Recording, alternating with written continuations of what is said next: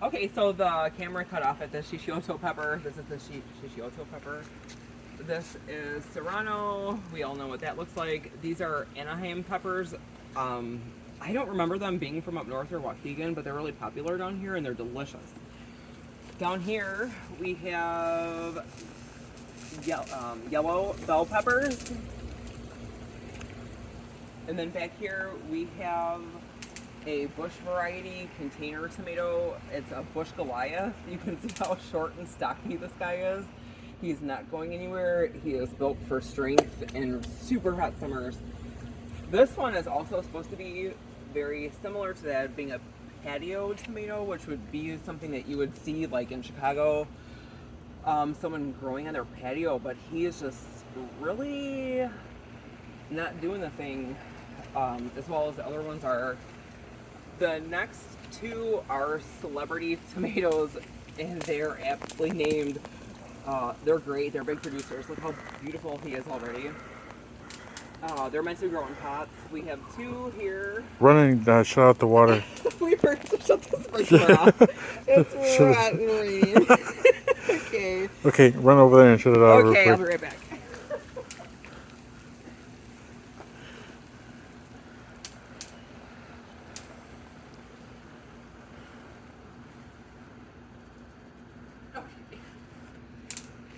All right.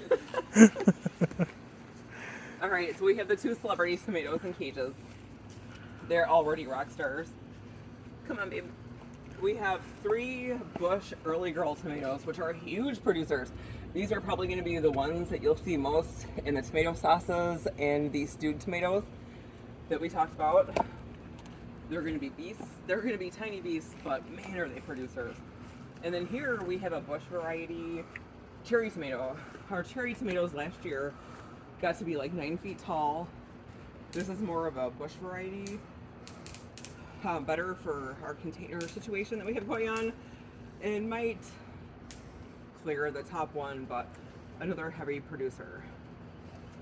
Come on, Boo. Can you still see me as a kid? Yeah. Okay. On this row, we have more pickling cucumbers. All of these are pickling cucumbers, and they do really well when they're planted in groups. This is a trio, so I'll probably end up cutting this one off as the weakest guy, but the rest will climb straight up this. This one had an incident with the cattle panel that we had, but he'll be just fine. We'll thin that out if we have to. But the rest of these, this one also has a third that's gonna get cut off. But it's gonna grow all the way up and be super beautiful. These are yellow squash. Last year they were huge producers. They're already doing awesome. On this side, these are straight cucumbers. Not so much for pickling or making pickles, but delicious for eating and sharing with neighbors and whatnot. They're already doing awesome. This is the little rock star that I told you about. He's been going for it since day one. These are zucchini, and while they've suffered greatly, you can tell they are actually very much still alive. I can't wait to show you what they look like in a month, because they survived the transplant shock. And then over here we have this piece of cattle panel, which we cut off from here because it didn't fit on here. So Frank gave it a haircut, and then we had this laying in the yard, and I'm like, there's gotta be something I do with it.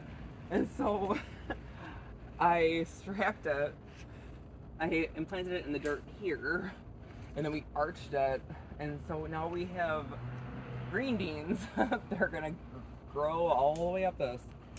So we'll have cucumbers coming up there, and the green beans climbing up here. And if the green beans get really crazy, which they kind of tend to do, especially in pots, we gave them a little triangle where they can go crazy. Just climb as much as you want. And then right here, we have a red bell pepper, which is going to be replaced eventually by our pool umbrella. This is our Roadrunner. We call this the princess flower. We get it every year. She always does well. Last year, she was the last one to die. And it's funny because we called her a princess. And she was literally the last thing to die in our yard.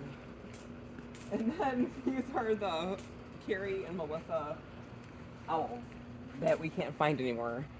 We call this one Carrie. That's my mom's rooster. I'm sorry. Go back here. This one we call Melissa. There's my mom's rooster. And then this one we call Carrie because it's your color. And as soon as we can find them, if we can ever find them again, we'll be shipping them to you ASAP. This is Frank's favorite flower. We had one last year, and it's an annual, so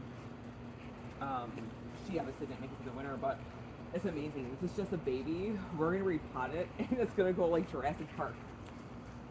It's amazing. It's a great.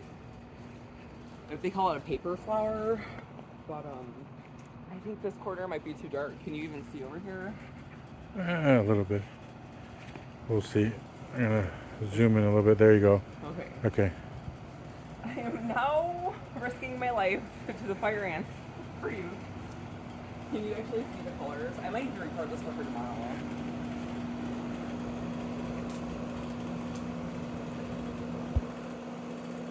You can see a little bit of it. Okay. While you're doing that, I'm gonna go get my shoe ready and give her a 360 jar.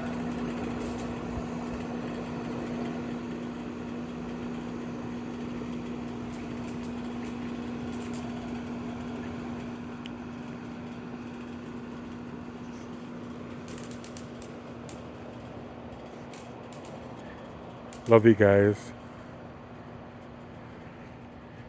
Sorry, it's a little dark. There you go.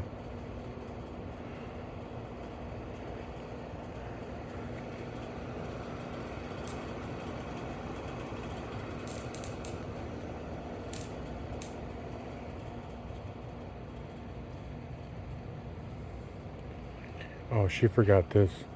She made this. It's awesome.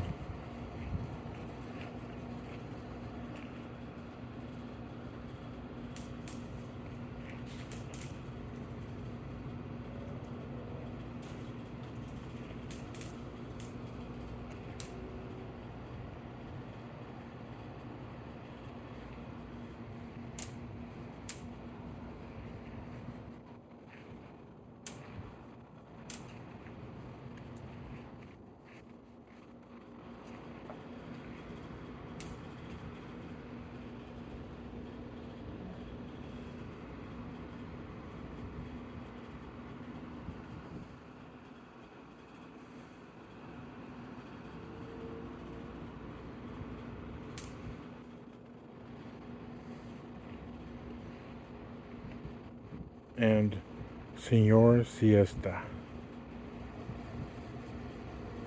He's taking a siesta.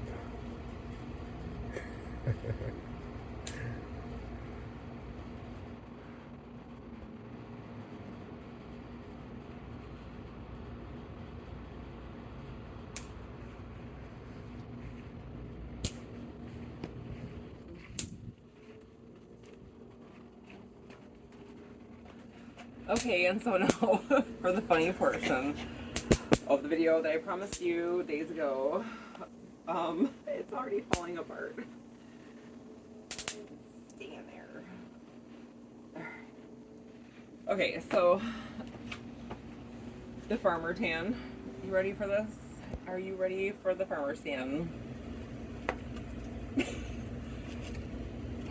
There it is. Okay.